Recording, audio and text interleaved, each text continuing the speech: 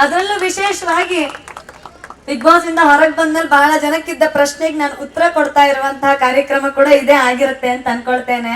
ಕೇಸರಿ ಶೌಲ್ ಹಾಕಿದ್ದೇನೆ.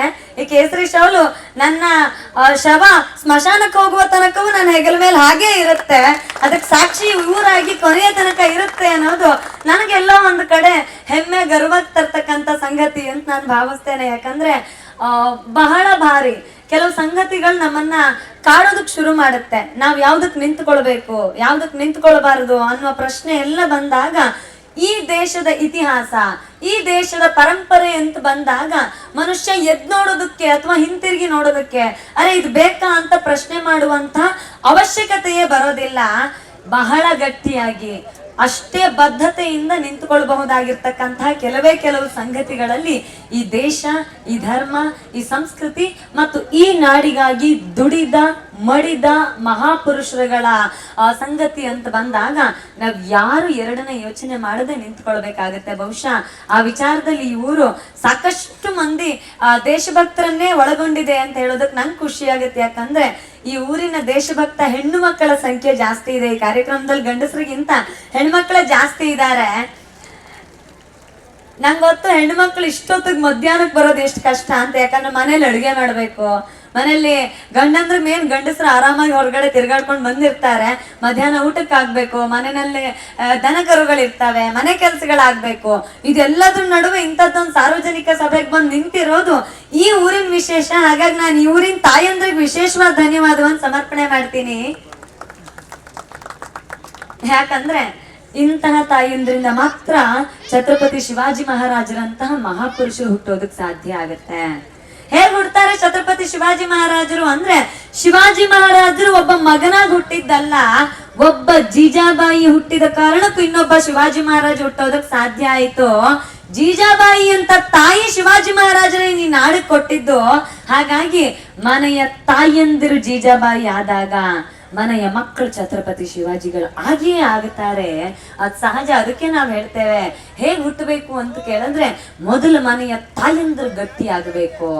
ಯಾವ ತಾಯಿ ತನ್ನ ಹೊಟ್ಟೆನಲ್ಲಿ ಹುಟ್ಟುವ ಮಗ ಛತ್ರಪತಿ ಶಿವಾಜಿ ಮಹಾರಾಜನಂತ ಮಗನೇ ಹುಟ್ಟಬೇಕು ಅಂತ ಕನಸು ಕಾಣ್ತಾಳೋ ಅಂತ ತಾಯಿಯಿಂದ ಮಾತ್ರ ದೇಶ ಕಟ್ಟೋದಕ್ ಸಾಧ್ಯ ಆಗತ್ತೆ. ಯಾಕಿದನ್ನ ಹೇಳ್ತೀನಿ ಅಂದ್ರೆ, ನಾವೆಲ್ಲರೂ ಕೂಡ ಕನಸು ಕಾಣಬೇಕು. ಹೇಗಾಗಬೇಕು ಅಂದ್ರೆ ತಾಯಿ ಆಗುವ ಕನಸು ಕಾಣಬೇಕು. ಎಂತ ತಾಯಿ ಆಗಬೇಕು? ನಮ್ಮಲ್ಲೆಲ್ಲ ಹೆಣ್ಮಕ್ಳಿಗೆ ಈ ಬಸರಿ ಬೈಕೆ ಅಂತ ಹೇಳ್ತಾರೆ. ನಮ್ಮಲ್ಲಿ ಹೆಣ್ಮಕ್ಳು ಗರ್ಭಿಣಿಯಾದಾಗ ಒಂದಷ್ಟು ಬೈಕೆ ತೀರ್ಸುವಂತ ಶಾಸ್ತ್ರ ಇದೆ ನಮ್ಮಲ್ಲಿ. ಅವಳಗ್ ಮಾವಿನ ಹಣ್ಣು ತಿನ್ಬೇಕು ಅಂತ ಆಸೆ ಆಗುತ್ತೆ, ಹುಳಿ ತಿನ್ಬೇಕು ಅಂತ ಆಸೆ ಆಗುತ್ತೆ, ಸಿಹಿ ತಿನ್ಬೇಕು ಅಂತ ಆಸೆ ಆಗುತ್ತೆ. ಅದು ನಿಮಗ್ ಗೊತ್ತಾ ಬಂಧುಗಳೇ? ತಾಯಿ ಜೀಜಾಬಾಯಿಗೆ ಛತ್ರಪತಿ ಶಿವಾಜಿ ಮಹಾರಾಜರು ಗರ್ಭದಲ್ಲಿರುವಾಗ ಆಸೆ ಆಗುತ್ತಿತ್ತಂತೆ. ಆ ಬಸರಿ ಬೈಕೆ ಎಂತದ್ದಿತ್ತು ಅಂತ ಕೇಳಿದ್ರೆ, ಜೀಜಾಬಾಯಿ ಬಸರಿ ಬೈಕೆ ಹೇಳ್ಕೊಳ್ಳಳಂತೆ, ನನಗೆ ಯುದ್ಧ ಭೂಮಿಗೆ ಹೋಗಿ ಕತ್ತಿ ಹಿಡಿದು ಹೋರಾಡುವಂತಹ ಬೈಕೆ ಆಗುತ್ತಿದೆ ಅಂತ. ಎಂಥ ತಾಯಿ ಇರ್ಬಹುದಾಕೆ? ಯಾವ ತಾಯಿಗೆ ತನ್ನ ಹೃದಯದ ಒಳಗೆ ಕ್ಷತ್ರ ತೇಜ ಹುಟ್ಟುಕೊಂಡಿರುತ್ತೋ ಅಂತಹ ತಾಯಿಯ ಗರ್ಭದೊಳಗೆ ಮಾತ್ರ ಸಿಂಹದಂತ ಛತ್ರಪತಿ ಶಿವಾಜಿ ಮಹಾರಾಜ್ ಹುಟ್ಟೋದಕ್ಕೆ ಸಾಧ್ಯ ಆಗತ್ತೆ. ಹಾಗಾಗಿ ನಾನು ಬಯಸ್ತೇನೆ, ನಮ್ಮ ನಾಡಿಗೆ ಶಿವಾಜಿ ಬೇಕು ಅನ್ನೋದಾದ್ರೆ ನಮ್ಮ ಮನೆಗೆ ಜೀಜಾಬಾಯಿ ಅಂತ ತಾಯಂದ್ರು ಬೇಕು. ನಾವಿವತ್ತು ಮಕ್ಕಳನ್ನ ಆ ರೀತಿ ತಯಾರು ಮಾಡುವ ಪ್ರಯತ್ನ ಆಗ್ಬೇಕು. ನನಗೆ ಬಹಳ ಖುಷಿ ಆಯ್ತು ಕಾರ್ಯಕ್ರಮದಲ್ಲಿ. ಸಾಮಾನ್ಯವಾಗಿ ಬೇರೆ ಬೇರೆ ಕಾರ್ಯಕ್ರಮದಲ್ಲಿ ಗಂಡು ಮಕ್ಕಳು ಬಂದು ಸ್ವಾಗತ ಮಾಡೋದು ಸಹಜವಾಗಿರುವಂತಹದ್ದು. ಅದ್ರ ಪುಟ್ಟ ಮಕ್ಕಳು ಬಂದ್ರು, ಆ ಮಕ್ಕಳು ಹಾಕಿದ್ದ ಸೀರೆ, ಹುಟ್ಟಿದ್ದ ಸೀರೆ ನೋಡೇ ಬಹಳ ಖುಷಿ ಆಯ್ತು. ಆ ಮಕ್ಕಳಲ್ಲಿ ನಿಜವಾಗ್ಲೂ ಜೀಜಾಬಾಯಿಯನ್ನು ನಾವು ಕಾಣ್ಬಹುದು. ಇವತ್ತಿಗೆ ಸೀರೆ ಉಡೋದು, ಇವತ್ತಿಗೆ ಮೂಗಿಗೆ ಗತ್ತಿನ ನತ್ತು ತೊಡೋದೆಲ್ಲ ಕಳೆದು ಹೋಗ್ತಿರುವಂತಹ ಕಾಲಘಟ್ಟದಲ್ಲಿ ಈ ಊರಿನ ಪುಟ್ಟ ಹೆಣ್ಣು ಮಕ್ಕಳು ಜೀಜಾಬಾಯಿಯ ಸ್ವರೂಪದಲ್ಲಿ ಬರೋದಿದೆ ಅಲ್ಲ, ನಾವು ಹಾಗೆ ನಿಂತ್ಕೊಳ್ತೇವೆ ಅಂತ ಯೋಚನೆ ಮಾಡೋದಿದೆ ಅಲ್ಲ, ಇದು ನಿಜವಾದ ಪರಿವರ್ತನೆ. ಈ ನಾಡಿಗೆ ಎಂಥ ಪರಿವರ್ತನೆ ಬೇಕು ಅಂತ ಕೇಳಿದ್ರೆ, ಅಂತಹ ಮಹಾನ್ ತಾಯಿಯಾರಾಗುವತ್ತ ಹೆಜ್ಜೆ ಇಡ್ತೀವಲ್ಲ, ಅಂತ ಪರಿವರ್ತನೆ ಇವತ್ತು ನಮಗ್ ಬೇಕಿದೆ.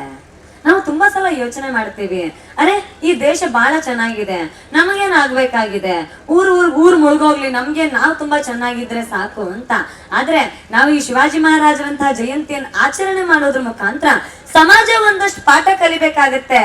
ಎಂತ ಪಾಠ ಅಂತ ಕೇಳಿದ್ರೆ, ನನ್ನ ಮನೆಗಿಂತ ಸಮಾಜಕ್ಕೆ ಬದುಕೋದು ನನ್ನ ಮೊದಲ ಬದ್ಧತೆ ಅನ್ನುವಂತ ಪಾಠವನ್ನ ಸಮಾಜ ಮತ್ತು ಮನೆ ಎರಡೂ ಕಲಿಯುವಂತ ಅವಶ್ಯಕತೆ ಇದೆ. ಅದನ್ನೇ ಛತ್ರಪತಿ ಶಿವಾಜಿ ಮಹಾರಾಜರ ಜೀವನ ಕೂಡ ಹೇಳ್ಕೊಡ್ತಾ ಹೋಗುತ್ತೆ. ಬಂಧುಗಳ, ನಿಮಗೆ ಗೊತ್ತಿರಬಹುದು, ಛತ್ರಪತಿ ಶಿವಾಜಿ ಮಹಾರಾಜರು 12ನೇ ವಯಸ್ಸಿಗೆ ಮನೆಯ ತನ್ನ ಸ್ವಾರ್ಥವನ್ನು ಬಿಟ್ಟು ಹಿಂದವಿ ಸಾಮ್ರಾಜ್ಯ ಕಟ್ಟಬೇಕು ಅಂತ ಹೊರಡ್ತಾರೆ. ಶಿವಾಜಿ ಮಹಾರಾಜರ ಒಳಗಡೆ ಆ ಕನಸನ್ನು ಬಿತ್ತಿದ್ ಯಾರು ಕೇಳಿದ್ರೆ ಅದೇ ತಾಯಿ ಜೀಜಾಬಾಯಿ. ನೀವೆಲ್ಲ ತೀರಾ ಮೊನ್ನೆ ಬಿಡುಗಡೆ ಆಗಿರುವ ಛಾವಾ ಅನ್ನೋ ಒಂದು ಸಿನಿಮಾ ನೋಡಿದೀರಿ ಅನ್ಕೊಳ್ತೀವಿ. ಎಷ್ಟು ಜನ ನೋಡಿದಿರಿ ಛಾವಾ ಸಿನಿಮಾ? ಬಹಳ ಕಡಿಮೆ ಜನ. ನಾನು ಕೇಳ್ಕೊಳ್ತೀನಿ ಊರಿನ ಜನರ ಹತ್ರ, ದಯವಿಟ್ಟು ಈ ಊರಿನವ್ರಿಗೆ ಆ ಸಿನಿಮಾ ತೋರಿಸುವ ಪ್ರಯತ್ನ ಮಾಡಿ. ಯಾವ್ದ್ಯಾವ್ದೋ ಸಿನಿಮಾಗಳನ್ನ ಎಲ್ಲರೂ ನೋಡ್ತಾರೆ, ಅದನ್ನ ನೋಡೋದಕ್ ಸಾಧ್ಯ ಆಗೋದಾದ್ರೆ ಅಂತಹ ಐತಿಹಾಸಿಕ ಸಿನಿಮಾಗಳನ್ನ ನೋಡಿ. ಒಬ್ಬ ಸಂಭಾಜಿ ಮಹಾರಾಜ್ ತನ್ನ ಧರ್ಮವನ್ನು ಉಳಿಸ್ಕೊಳ್ಳೋದಕ್ಕೋಸ್ಕರ, ತನ್ನ ಸಂಸ್ಕೃತಿಯನ್ನು ಉಳಿಸ್ಕೊಳ್ಳೋದಕ್ಕೋಸ್ಕರ ತನ್ನನ್ನು ತಾನು ಹೇಗ್ ಬಲಿ ಕೊಡೋದಕ್ಕೆ ಸಿದ್ಧನಾಗ್ತಾನೆ ಅನ್ನೋದನ್ನ ಸಂಭಾಜಿ ಮಹಾರಾಜರಿಂದ ನಾವು ನೋಡಿ ಕಲಿಬೇಕು. ಯಾಕೆ ಅಂತ ಕೇಳಿದ್ರೆ ಅದು ಶಿವಾಜಿ ಮಹಾರಾಜರ ವಂಶದ ಕೊಡಿಯಾಗಿತ್ತು. ಆ ಕಾರಣಕ್ಕೆ ಈ ಕಥೆಗಳನ್ನ ನಾವು ಕೇಳೋದಕ್ಕಿಂತ ನೋಡಿದ್ರೆ ಬಹಳ ಚಂದ. ಯಾಕೆಂದ್ರೆ ನಮಗೆ ಇದನ್ನೆಲ್ಲ ಪಠ್ಯ ಪುಸ್ತಕದಲ್ಲಿ ಯಾರು ಹೇಳ್ಕೊಡೋರಿಲ್ಲ. ಪಠ್ಯ ಪುಸ್ತಕದಲ್ಲಿ ನಮಗ್ ಶಿವಾಜಿ ಮಹಾರಾಜರ ಬಗ್ಗೆ ಯಾವ ಐತಿಹಾಸಿಕ ಕಥೆಯೂ ಸಿಗೋದಿಲ್ಲ. ಶಿವಾಜಿ ಮಹಾರಾಜರು ಯಾವಾಗ ಹುಟ್ಟಿದ್ರು, ಶಿವಾಜಿ ಮಹಾರಾಜರ ದೇಹಾಂತ್ಯ ಯಾವಾಗಾಯ್ತು, ಅವ್ರು ಎಲ್ಲಿ ಬದುಕಿದ್ರು ಅನ್ನೋದನ್ನ ಮಾತ್ರ ಪುಸ್ತಕಗಳು ತಿಳಿಸ್ತವೆ. ಅದರಿಂದ ಆಚೆಗೆ ಶಿವಾಜಿ ಮಹಾರಾಜರು ಹೇಗ್ ಬದುಕಿದ್ರು, ಶಿವಾಜಿ ಮಹಾರಾಜರು ಎಷ್ಟು ಜನರ ಎದೆಯ ಒಳಗೆ ನಡುಕ ಹುಟ್ಟಿಸಿದ್ರು ಅನ್ನುವ ಕಥೆಯನ್ನ ನಾವು ಕಲ್ತ್ಕೊಳ್ಬೇಕಿದೆ. ಆ ಕಥೆಯನ್ನು ಅರ್ಥ ಮಾಡ್ಕೊಳ್ಳುವ ಸಂದರ್ಭದಲ್ಲಿ ಇವತ್ತಿನ ಸಮಾಜ ಇದೆ. ಯಾಕಿದನ್ನ ಹೇಳ್ತೀನಿ ಅಂದ್ರೆ, ನಮಗ್ ಬಹಳ ಸಲ ವಿದೇಶದಿಂದ ಬಂದಿದ್ದೆಲ್ಲ ಸರಿ ಅನ್ನೋದೊಂದು ಭ್ರಮೆ ಇರುತ್ತೆ. ಫಾರಿನ್ ಅವ್ರು ಹೇಳಿದ್ದೆಲ್ಲ ಸರಿ, ಅರೆ ಫಾರಿನ್ ನಲ್ಲಿ ತುಂಬಾ ದೊಡ್ಡ ದೊಡ್ಡ ಜನಗಳಿದ್ದಾರೆ, ವಿದೇಶಿಗರು ಏನ್ ಹೇಳಿದ್ರು ಸರಿ ಅಂತ. ಆದ್ರೆ ಈ ನೆಲ ಎಂತ ಮಹಾನ್ ಭಾವನೆಗಳನ್ನ ಕೊಟ್ಟಿತ್ತು ಅಂತಂದ್ರೆ, ಈ ನೆಲದಲ್ಲಿ ಹುಟ್ಟಿದ ಮಹಾನುಭಾವರು ವಿದೇಶಕ್ಕೆ ಮಾದರಿಯಾಗಿದ್ರು. ಇವತ್ತಿಗೂ ಇಸ್ರೇಲ್ ಅಂತ ಒಂದು ಪುಟ್ಟ ರಾಷ್ಟ್ರ ಇದೆ ಬಂಧುಗಳೇ. ಇಸ್ರೇಲ್ಗೆ ತನ್ನ ಸ್ವಂತ ಅನ್ನುವಂಥದ್ದೊಂದು ರಾಷ್ಟ್ರ ಇರ್ಲಿಲ್ಲ ಅಂತ, ತನ್ನ ಸ್ವಂತ ಅಸ್ತಿತ್ವವೇ ಇಲ್ಲದೆ ಇದ್ದ ಇಸ್ರೇಲ್ ತನ್ನ ಸ್ವಂತ ರಾಷ್ಟ್ರ ಕಟ್ಕೊಳ್ಳುತ್ತೆ. ತುಂಬಾ ಪುಟ್ಟದಾಗಿರೋ ಒಂದು ರಾಷ್ಟ್ರ ಕಟ್ಕೊಳ್ಳುತ್ತೆ. ತನ್ನ ಅಸ್ಮಿತೆಗೋಸ್ಕರ 300 ವರ್ಷಗಳ ಕಾಲ ಬಡದಾಡುತ್ತೆ. ತನ್ನ ದೇಶವನ್ನು ಕಟ್ಕೊಂಡ್ಮೇಲೆ ಇಸ್ರೇಲ್ ಏನ್ ಹೇಳುತ್ತೆ ಗೊತ್ತಾ? ನಮಗೆ ಯಾವತ್ತಾದ್ರೂ ಸ್ವರಾಜ್ಯದ ಪರಿಕಲ್ಪನೆ ಹುಟ್ಟಿದ್ದೇ ಹೌದಾದ್ರೆ ಅದಕ್ಕೆ ಕಾರಣ ಛತ್ರಪತಿ ಶಿವಾಜಿ ಮಹಾರಾಜರು ಅಂತ ಎಲ್ಲ ದೂರದಲ್ಲಿದ್ದ ಇಸ್ರೇಲ್ ಮಾತಾಡುತ್ತೆ. ಇವತ್ತಿಗೂ ಇಸ್ರೇಲ್ ಸೈನ್ಯದಲ್ಲಿ ಬಹಳ ಮಹತ್ತರವಾಗಿರ್ತಕ್ಕಂಥ ಒಂದು ಸೈನಿಕ ವಿದ್ಯೆ ಇದೆ. ಅದನ್ನ ಗೆರಿಲ್ಲಾ ಮಾದರಿಯ ಯುದ್ಧ ತಂತ್ರ ಅಂತ ಇಸ್ರೇಲ್ ಕರೆಯುತ್ತೆ. ಆ ಗೆರಿಲ್ಲಾ ಮಾದರಿಯ ಯುದ್ಧ ತಂತ್ರವನ್ನ ಅವ್ರು ಕಂಡುಕೊಂಡಿದ್ದೆ ಛತ್ರಪತಿ ಶಿವಾಜಿ ಮಹಾರಾಜರಿಂದ. ಜಗತ್ತಿನ ಬೇರೆ ಬೇರೆ ದೇಶಗಳು ಇವತ್ತು ಗೆರಿಲ್ಲಾ ಮಾದರಿಯ ಯುದ್ಧ ತಂತ್ರವನ್ನು ಅಳವಡಿಸ್ಕೊಂಡಿವೆ. ಆದ್ರೆ ಅದನ್ನ ಮೊದಲು ಹುಟ್ಟು ಹಾಕಿದ್ದು ಛತ್ರಪತಿ ಶಿವಾಜಿ ಮಹಾರಾಜರು ಅನ್ನೋ ಸತ್ಯವನ್ನ ನಮ್ಮವರೇ ಇವತ್ತಿಗೆ ಅರ್ಥ ಮಾಡ್ಕೊಳ್ಳೋದಿಲ್ಲ. ನಮಗೆ ಶಿವಾಜಿ ಮಹಾರಾಜರು ಅಂತಂದ್ರೆ ಅವ್ರು ಬೇರೆ ರಾಜ್ಯದವರು, ಅವ್ರು ಯಾವ್ದೋ ಜಾತಿಗೆ ಸೀಮಿತರಾದವರು, ಅವ್ರು ನಮ್ಮ ರಾಜ್ಯದವ್ರು ಅಲ್ಲ ಅನ್ನೋ ಒಂದಷ್ಟು ಗೊಂದಲಗಳಿದೆ. ರಾಷ್ಟ್ರ ಪುರುಷರ ವಿಚಾರ ಅಂತ ಬಂದಾಗ ನಾವ್ ಯಾವಾಗ್ಲೂ ಜಾತಿಯ ಹೆಸರನ್ನು ಕಟ್ಟೋದು, ಯಾವಾಗ್ಲೂ ಭಾಷೆಯ ಹೆಸರನ್ನು ಕಟ್ಟಿ ಅದನ್ನ ದೂರ ಮಾಡುವ ಪ್ರಯತ್ನವನ್ನೇ ಮಾಡ್ತೀವಿ. ಅದ್ರ ಒಂದ್ ಚೆನ್ನಾಗಿ ನೆನಪಿನಲ್ಲಿ ಇಟ್ಕೊಳ್ಬೇಕು, ತಾಯಿಯ ಭಾರತೀಯ ರತ್ನ ಗರ್ಭದಲ್ಲಿ ಹುಟ್ಟಿರ್ತಕ್ಕಂತಹ ಎಲ್ಲ ಮಹಾನ್ ಪುರುಷರು ಕೂಡ ನಮ್ಮವರೇ ಅನ್ನುವ ಭಾವವನ್ನು ನಾವು ಹುಟ್ಟಿಸ್ಕೊಳ್ಬೇಕು. ಅದಾದಾಗ ಮಾತ್ರ ಆ ಮಹಾನುಭಾವರು ಈ ನೆಲಕ್ಕೆ ಮಾಡಿರುವ ತ್ಯಾಗಕ್ಕೊಂದು ಬೆಲೆ ಬರುತ್ತೆ. ಆ ತ್ಯಾಗಕ್ಕೆ ಬೆಲೆ ಕೊಡ್ಬೇಕಾದಂತ ಅವಶ್ಯಕತೆ ಮತ್ತು ಜವಾಬ್ದಾರಿ ಎರಡೂ ನಮ್ಮ ಮೇಲಿದೆ. ಇವತ್ತು ಏನ್ ಕಲಿಸ್ಕೊಡ್ತೀವಿ ನಾವಿವತ್ ಸಮಾಜಕ್ಕೆ? ಎಷ್ಟ್ ಹೇಳ್ಬಹುದು ಅಂತ ಕೇಳಿದ್ರೆ, ಅವ್ರು ಬರೀ ಹಿಂದವಿ ಸಾಮ್ರಾಜ್ಯ ಕಟ್ಟಿದ್ರು ಅನ್ನುವ ಕಾರಣಕ್ಕಲ್ಲ, ಅವ್ರು ಕಟ್ಟಿದ ರೀತಿ ಅಂತಹದ್ದಾಗಿತ್ತು. ನಿಮಗೆಲ್ಲ ಗೊತ್ತಿರ್ಬೋದು, ಕೆಲವು ವರ್ಷದ ಹಿಂದೆ ಈ ದೇಶ ಬಹಳ ದೊಡ್ಡ ಸರ್ಜಿಕಲ್ ಸ್ಟ್ರೈಕ್ ಅಂತ ಒಂದ್ ಮಾಡುತ್ತೆ. ಸರ್ಜಿಕಲ್ ಸ್ಟ್ರೈಕ್ ಅನ್ನ ಇಡೀ ವಿಶ್ವ ತಿರುಗಿ ನೋಡುತ್ತೆ. ಅರೆ, ಭಾರತ ಸರ್ಜಿಕಲ್ ಸ್ಟ್ರೈಕ್ ಮಾಡ್ಬಿಡ್ತು ಅಂತ. ಅದು ಇಡೀ ಜಗತ್ತಿನ ವಿರುದ್ಧ ಎದುರಿಗೆ ಭಾರತ ಎಷ್ಟು ಗಟ್ಟಿಯಾಗಿದೆ ಅಂತ ತೋರಿಸ್ಕೊಳ್ಳೋದಕ್ಕೆ ನಾವು ಕೊಟ್ಟಿದ್ದೊಂದು ಪುಟ್ಟ ಉದಾಹರಣೆ ಆಗಿತ್ತು. ಭಾರತೀಯ ಸೈನಿಕ ರಾತ್ರಿ ಹೋಗಿ ಸರ್ಜಿಕಲ್ ಸ್ಟ್ರೈಕ್ ಮಾಡ್ಕೊಂಡು ಬರ್ತಾರೆ. ಆದ್ರೆ ಬಂಧುಗಳ ನೆನಪಿನಲ್ಲಿಡಿ, ಆ ಸರ್ಜಿಕಲ್ ಸ್ಟ್ರೈಕ್ ಅನ್ನುವ ಕಾನ್ಸೆಪ್ಟ್ ಅನ್ನ ಇತಿಹಾಸದಲ್ಲಿ ಮೊಟ್ಟ ಮೊದಲಿಗೆ ಹುಟ್ಟು ಹಾಕಿದ್ದೇ ಛತ್ರಪತಿ ಶಿವಾಜಿ ಮಹಾರಾಜರು. ಈ ಕಲ್ಪನೆ ನಮ್ಗೆ ಗೊತ್ತಿಲ್ಲ. ಎಷ್ಟ್ ಜನ ಮಕ್ಕಳು ಗೊತ್ತಿವತ್ತು ಶಿವಾಜಿ ಮಹಾರಾಜರ ಸೈನ್ಯ ಹೇಗ್ ಕೆಲಸ ಮಾಡ್ತಿತ್ತು ಅಂತ. ನಾನು ಕುಂದಾಪುರದವಳು, ಹಾಗಾಗಿ ಶಿವಾಜಿ ಮಹಾರಾಜರ ಬಗ್ಗೆ ಸ್ವಲ್ಪ ಜಾಸ್ತಿ ಗರ್ವ ನನಗೆ. ಯಾಕೆ ಅಂತ ಕೇಳಿದ್ರೆ, ಕುಂದಾಪುರದಲ್ಲಿ ಬಸರೂರು ಸಾಮ್ರಾಜ್ಯವಾಗಿತ್ತು. ಕುಂದಾಪುರದ ಪಕ್ಕದಲ್ಲಿ ಒಂದು ಪುಟ್ಟ ಊರಿದೆ, ಬಸರೂರು ಅಂತ ಕರೀತಾರೆ.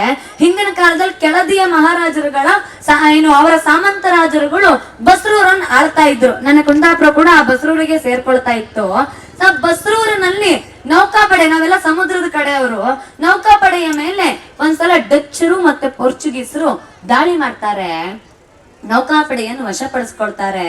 ಸಂಪೂರ್ಣವಾಗಿರುವಂತಹ ಕರಾವಳಿಯನ್ನ ಡಚ್ಚರು ಮತ್ತು ಪೋರ್ಚುಗೀಸರು ದಾಳಿ ಮಾಡಿ ವಶಪಡಿಸ್ಕೊಳ್ತಾರೆ. ಕೆಳದಿಯ ಸಾಮಂತ ಅರಸನಿಗೆ ಯೋಚನೆ ಆಗುತ್ತೆ, ಅರೆ ಈ ನೆಲ ವಿಜಯನಗರ ಸಾಮ್ರಾಜ್ಯದಿಂದ ಹಿಡಿದು ಕೆಳದಿಯ ರಾಜರ ತನಕ ಎಂತೆಂತಹ ಶ್ರೇಷ್ಠ ರಾಜರುಗಳ ಎಂತೆಂತ ಶ್ರೇಷ್ಠ ಸಾಮ್ರಾಜ್ಯದ ಅಡಿ ಆಳಲ್ಪಟ್ಟಿತ್ತು.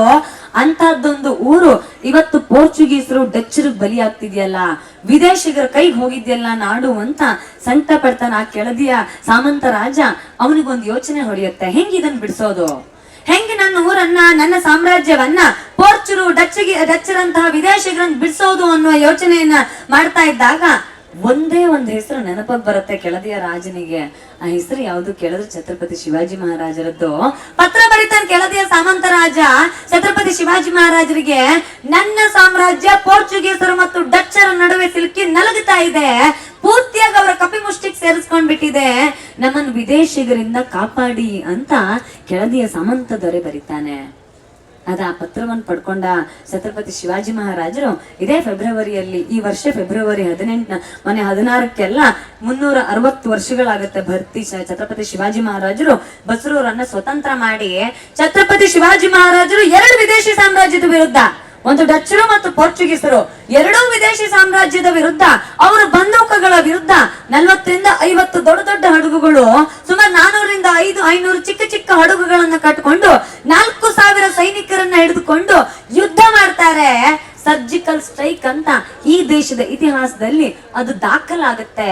ಮೊಟ್ಟ ಮೊದಲ ಬಾರಿಗೆ ಅಚಾನಕ್ಕಾಗಿ ಸರ್ಜಿಕಲ್ ಸ್ಟ್ರೈಕ್ ಮಾಡೋದ್ರ ಮುಖಾಂತರ ಡಚ್ಚರು ಮತ್ತು ಪೋರ್ಚುಗೀಸರಿಗೆ ಸೋಲಿನ ರುಚಿ ತೋರಿಸ್ತಾರೆ ಛತ್ರಪತಿ ಶಿವಾಜಿ ಮಹಾರಾಜರು. ಇವತ್ತಿಗೂ ನನ್ನೂರು ಬಸರೂರಿನ ಸ್ವಾತಂತ್ರ್ಯ ದಿನ ಅಂತ ಅದೇ ದಿನವನ್ನ ಆಚರಣೆ ಮಾಡುತ್ತೆ. ಶಿವಾಜಿ ಮಹಾರಾಜರ ಮೂರಿಗೆ ಬಂದು ಆ ಡಚ್ಚರು ಮತ್ತು ಪೋರ್ಚುಗೀಸರಿಂದ ಸ್ವಾತಂತ್ರ್ಯ ಕೊಡಿಸಿದ್ದಂತಹ ಸಂಭ್ರಮದ ದಿನಗಳಿವು. ಯಾವುದು ಅಂತ ಕೇಳಿದ್ರೆ ವಿದೇಶಿ ಶಕ್ತಿಗಳ ವಿರುದ್ಧ ಹೋರಾಡುವ ಆ ಛಲ ಇರುತ್ತಲ್ಲ, ತನ್ನದಲ್ಲದ ಊರಿಗೆ 1000 ಸೈನಿಕರನ್ನ ಕರ್ಕೊಂಡು ಬಂದು ದಂಡೆತ್ತಿ ಬಂದು ಅಲ್ಲೊಂದು ಯುದ್ಧ ಸಾರಿ ವಿದೇಶಿ ಶಕ್ತಿಗಳ ವಿರುದ್ಧ ನಮ್ಮ ನೆಲವನ್ನು ಉಳಿಸ್ಕೊಳ್ಳೋದ್ರ ಬಗ್ಗೆ ಒಂದು ಬದ್ಧತೆ ಇರುತ್ತಲ್ಲ, ಆ ಬದ್ಧತೆಯ ಬಗ್ಗೆ ನಾವಿವತ್ತು ಯೋಚನೆ ಮಾಡಬೇಕಿದೆ. ಎಷ್ಟು ಜನರಿಗೆ ನಮ್ಮಲ್ಲಿ ಇದೆ ಇವತ್ತು ಆ ಬದ್ಧತೆ? ನಮ್ಮ ಮಕ್ಳು ಇವತ್ತು ಓದಿದ್ರೆ ಚೆನ್ನಾಗಿ ಓದ್ಬೇಕು, ಒಂದೊಳ್ಳೆ ಕೆಲ್ಸಕ್ಕೆ ಸೇರ್ಬೇಕು, ಆ ಕೆಲ್ಸ ಫಾರಿನ್ಗೆ ಹೋಗ್ಬೇಕು ನನ್ನ ಮಗ ಕೆಲ್ಸ ತಗೊಂಡು ಅಂತ ತುಂಬಾ ಜನ ತಂದೆ ತಾಯಿ ಅಂದ್ರೆ ಯೋಚನೆ ಮಾಡೋದಿದೆ. ನಮ್ಮ ಮಕ್ಕಳನ್ನ ಕಷ್ಟಪಟ್ಟು ಓದಿಸ್ತೀವಿ, ಬೆಳೆಸ್ತೀವಿ, ಎಲ್ಲ ಬೆಳೆಸಿದ್ಮೇಲೆ ವಿದೇಶಕ್ಕೆ ಚಾಕ್ರಿ ಮಾಡೋದಕ್ಕೆ ಕಳಿಸ್ತೀವಿ ನಾವು. ಯಾಕಂದ್ರೆ ಮಗ ಊರಲ್ಲಿ ಕೆಲಸ ಮಾಡಿದ್ರೆ ಮರ್ಯಾದೆ ಇರೋದಿಲ್ಲ, ಅವ್ನ್ ಪರವರ್ಗ್ ಹೋಗಿ ಕೆಲಸ ಮಾಡ್ಬೇಕು, ಅವ್ನ್ ಫಾರಿನ್ಗೆ ಹೋಗಿ ಕೆಲಸ ಮಾಡ್ಬೇಕು. ಎಲ್ಲಿದ್ದಾನ ನನ್ ಮಗ ಕೇಳಿದ್ರೆ ಫಾರಿನ್ ಅಲ್ಲಿ ಓದ್ತಾ ಇದ್ದಾನ ನನ್ ಮಗ ಅನ್ನೋ ಭ್ರಮೇಲ್ ಬದುಕ್ಬೇಕು ಅಪ್ಪ ಅಮ್ಮ. ಆದ್ರೆ ಇದೇ ಊರಿನಲ್ಲಿದ್ದು ತಮ್ಮದೇ ನೆಲದಲ್ಲಿ ನಿಂತು ಈ ಊರಿಗೋಸ್ಕರ ಬಡಿದಾಡುವ, ತನ್ನ ನೆಲದ ಅಸ್ತಿತ್ವಕ್ಕೋಸ್ಕರ ಹೋರಾಡುವಂತ ಯೋಚನೆಯನ್ನ ಯಾವತ್ತು ತನ್ನ ಮಗ ಬೆಳೆಸ್ಕೊಳ್ತಾನೋ ಅವತ್ತು ಆ ಮಗನ ತಾಯಿಯೊಳಗೊಬ್ಬ ಜೀಜಾಬಾಯಿ ಹುಟ್ಟುತ್ತಾಳೆ. ಕನಸು ಹುಟ್ಟಿಸ್ಬೇಕಾಗಿದೆ ತಾಯಿಯಂದ್ರು ಅದ್ರ ಬಗ್ಗೆ. ನಮಗೆ ತಾಯಿಯಂದ್ರೆ ಎಲ್ಲಿವರೆಗೆ ಕನಸು ಕಾಣೋದಿಲ್ವೋ ಅಲ್ಲಿಯವರೆಗೂ ಸಮಾಜ ಬದಲಾಗೋದಿಲ್ಲ ಅಂತ ಅದೇ ಕಾರಣಕ್ಕೆ ನಾನು ಹೇಳ್ತೀನಿ. ಯಾಕಂದ್ರೆ ಸಮಾಜಕ್ಕೆ ಎಲ್ಲಿಯವರೆಗೆ ನೀವು ಕೆಲಸ ಮಾಡ್ತಾ ಇರ್ತೀರೋ ಅಲ್ಲಿಯವರೆಗಷ್ಟೇ ಆ ಯೋಚನೆಗಳು ಬರುತ್ತೆ. ಒಂದು ಕ್ಷಣ ಸ್ವಾರ್ಥ ಬಂದ್ಬಿಟ್ರೆ ಮತ್ತೆ ಯಾವತ್ತೂ ಸಮಾಜದ ಬಗ್ಗೆ ಯೋಚನೆ ಬರೋದಿಲ್ಲ. ಛತ್ರಪತಿ ಶಿವಾಜಿ ಮಹಾರಾಜರು ಬಹಳ ಸಲ ಯೋಚನೆ ಮಾಡ್ತಿದ್ರಂತೆ, ನನಗಿದೆಲ್ಲ ಬೇಡ, ನನ್ನ ಸಾಮ್ರಾಜ್ಯ ಬೇಡ, ನಾನು ಸನ್ಯಾಸ ತಗೊಂಡು ಹೊರಟು ಬಿಡ್ತೇನೆ ಅಂತ. ತುಂಬಾ ಸಲ ಶಿವಾಜಿ ಮಹಾರಾಜ ಗುರುಗಳು ಸಮರ್ಥ ರಾಮದಾಸರು ಬಂದು ಶಿವಾಜಿ ಮಹಾರಾಜರನ್ನ ಎಚ್ಚರಿಸೋರಂತೆ. ಎಲ್ಲರಿಗೂ ಕೂಡ ಸಮಾಜಕ್ಕೋಸ್ಕರ ಮತ್ತು ತಾಯ್ನಾಡಿಗೋಸ್ಕರ ಹುಟ್ಟುವ ಮತ್ತು ಬದುಕುವ ಏನು ಅವಕಾಶ ಸಿಗೋದಿಲ್ಲ. ಹಾಗೆ ಸಿಕ್ಕಿರುವವರು ಅದನ್ನ ಅರ್ಥಪೂರ್ಣವಾಗಿ ಬಳಸ್ಕೊಳ್ಬೇಕು ಅಂತ. ಬಹುಶಃ ಹಾಗೆ ಅರ್ಥಪೂರ್ಣವಾಗಿ ಬಳಸಿಕೊಳ್ಳುವ ನಿಟ್ಟಿನಲ್ಲಿ ನಾವೆಲ್ಲರೂ ಕೈ ಜೋಡಿಸ್ಕೊಳ್ಬೇಕಾಗಿದೆ. ಒಂದು ವೇಳೆ ಬಹುಶಃ ನಮಗೆ ಶಿವಾಜಿ ಮಹಾರಾಜರು ಹೇಗೆ ಆದರ್ಶ ಆಗುತ್ತಾರೆ ಅಂತ ಕೇಳಿದ್ರೆ, ಶಿವಾಜಿ ಮಹಾರಾಜರು ಕಟ್ಟಿದ ಸಾಮ್ರಾಜ್ಯದ ಕಾರಣಕ್ಕೆ ಇವತ್ತು ನಾನು ನೀವು ನೆಮ್ಮದಿಯಾಗಿ ಬದುಕೋದಕ್ಕೆ ಸಾಧ್ಯ ಆಗಿದೆ. ಶಿವಾಜಿ ಮಹಾರಾಜರು ಇದ್ದಿದ್ರು ಈ ನೆಲದಲ್ಲಿ, ಶಿವಾಜಿ ಅಂತ ಒಬ್ಬ ಮಹಾಪುರುಷ ಈ ನೆಲವನ್ನು ಆಳಿದ್ದ ಅನ್ನುವ ಏಕೈಕ ಕಾರಣಕ್ಕೆ ಇವತ್ ನಾನು ನೀವು ಧೈರ್ಯವಾಗಿ ದೇವಸ್ಥಾನಕ್ಕೆ ಹೋಗಿ ಕೈ ಮುಗಿತಾ ಇದ್ದೀವಿ. ಇವತ್ ನಾವು ನೀವು ಧೈರ್ಯವಾಗಿ ಹಣೆ ಕುಂಕುಮ ಇಡ್ತಾ ಇದ್ದೀವಿ. ಇವತ್ ನಾನು ನೀವು ಧೈರ್ಯವಾಗಿ ಹಣೆಗೆ ವಿಭೂತಿ ಹಚ್ಕೊಳ್ಳೋದಕ್ಕೆ ಸಾಧ್ಯ ಆಗ್ತಾ ಇದೆ ಅಂತಂದ್ರೆ ಅದಕ್ಕೆ ಕಾರಣ ಈ ನೆಲದಲ್ಲೊಬ್ಬ ಛತ್ರಪತಿ ಹುಟ್ಟಿದ್ದ. ಈ ನೆಲಕ್ಕೋಸ್ಕರ ಬಡದಾಡದ, ಈ ನೆಲದ ಅಸ್ತಿತ್ವಕ್ಕೋಸ್ಕರನೇ ಬದುಕಿ ಕೊನೆಗೆ ಈ ನೆಲದ ಅಸ್ತಿತ್ವವೇ ತಾನಾಗಿ ದೇಹಾಂತ್ಯಗೊಂಡ ಅನ್ನೋದಿದೆಯಲ್ಲ, ಇಂತಹದ್ದೊಂದು ನೆನಪನ್ನ ನಾವು ಈ ಸದಾ ನಮ್ಮ ಬದುಕಿನ ನೆನಪಿನಲ್ಲಿ ಉಳಿಸ್ಕೊಳ್ಬೇಕು. ಬರೀ ನಾವು ನೆನಪಿಸ್ಕೊಂಡ್ರೆ ಸಾಕಾಗುದಿಲ್ಲ ಶಿವಾಜಿ ಮಹಾರಾಜರನ್ನ. ನಮ್ ಮುಂದಿನ ಪೀಳಿಗೆಗೆ ಅದನ್ನ ರವಾನಿಸೋ ಕೆಲಸ ಆಗ್ಬೇಕು. ಯಾಕೆ ಊರುಗಳಲ್ಲಿ ಶಿವಾಜಿ ಮಹಾರಾಜರ ಪ್ರತಿಮೆ, ಊರುಗಳಲ್ಲಿ ಮಹಾನ್ ಪುರುಷರುಗಳ ಪ್ರತಿಮೆಗಳ ನಿರ್ಮಾಣ ಆದಾಗ ಮಾತ್ರ ನಮ್ಮೂರಿನ ಪುಟ್ಟ ಪುಟ್ಟ ಮಕ್ಕಳು ಅವ್ರನ್ನ ನೋಡ್ಕೊಂಡು ಬೆಳಿತಾರೆ. ಅರೆ ಯಾರಿದು ಅಂತ ಯೋಚನೆ ಮಾಡ್ತಾರೆ. ಅರೆ ನಮ್ಮೂರಿನಲ್ಲಿ ಬೇರೆ ಯಾವುದೋ ಸಾಮ್ರಾಜ್ಯದ, ಬೇರೆ ಯಾವುದೋ ರಾಜ್ಯದಲ್ಲಿ ಇದ್ದ ಒಬ್ಬ ರಾಜನ ಏನು ಪ್ರತಿಮೆಯನ್ನು ಯಾಕೆ ಅನಾವರಣ ಮಾಡಿದ್ದಾರೆ ಅಂತ ನಮ್ಮೂರಿನ ಮಕ್ಕಳು ಪ್ರಶ್ನಿಸ್ಕೊಳ್ತಾರೆ. ಆ ಪ್ರಶ್ನೆ ಮಾಡ್ಕೊಂಡಾಗ ಆ ಮಹಾರಾಜರುಗಳ, ಆ ಧೀಮಂತ ಮಹಾಪುರುಷರುಗಳ ಇತಿಹಾಸವನ್ನ, ಅವ್ರು ಬದುಕಿದ ರೀತಿಯನ್ನ ಅರ್ಥ ಮಾಡಿಕೊಂಡು ಕಲ್ತುಕೊಳ್ಳುವ ಪ್ರಯತ್ನ ಮಾಡ್ತಾರೆ. ಆ ಕಾರಣಕ್ಕೆ ಇವತ್ತು ಪ್ರತಿಮೆಗಳು ಬೇಕು. ಪುಟ್ಟ ಊರು ಇದು. ಇಂಥದೊಂದು ಪುಟ್ಟ ಊರಿನಲ್ಲಿ ಇಷ್ಟು ದೊಡ್ಡ ಶಿವಾಜಿ ಮಹಾರಾಜರ ಪುತ್ಥಳಿ ಅನಾವರಣ ಆಗಿದೆ ಅಂತಂದ್ರೆ ಈ ಊರಿನ ಜನರ ಹೃದಯ ಎಷ್ಟು ದೊಡ್ಡದು ಅನ್ನೋದು ಇದ್ರಲ್ಲೇ ಗೊತ್ತಾಗುತ್ತೆ. ಸಮಾಜಕ್ಕೋಸ್ಕರ, ದೇಶಕ್ಕೋಸ್ಕರ ಮಿಡಿಯುವ ಈ ಹೃದಯಗಳ ಸಂಖ್ಯೆ ಇನ್ನಷ್ಟು ಜಾಸ್ತಿ ಆಗ್ಲಿ ಅಂತ ನಾನು ಪ್ರಾರ್ಥನೆ ಮಾಡ್ತೇನೆ. ಆ ಮೂಲಕ ನನ್ನ ಮಾತುಗಳಿಗೆ ನಾನು ಪೂರ್ಣ ವಿರಾಮವನ್ನು ಇಡ್ತೇನೆ. ಹೇಳೋದಕ್ಕಿಂತ ಛತ್ರಪತಿ ಶಿವಾಜಿ ಮಹಾರಾಜರಿಗೆ ಒಂದು ಜೈಘೋಷ ಹಾಕೋದ್ರ ಮುಖಾಂತರ ನಾನು ನನ್ನ ಮಾತುಗಳನ್ನ ಕೊನೆಗೊಳಿಸ್ತೇನೆ. ಎರಡು ಕೈಗಳನ್ನು ಎತ್ತಿ ಉಚ್ಚ ಕಂಠದಿಂದ ಜೈಕಾರ ಹಾಕ್ಬೇಕು. ಪ್ರೌಢ ಪ್ರತಾಪ ಪುರಂದರ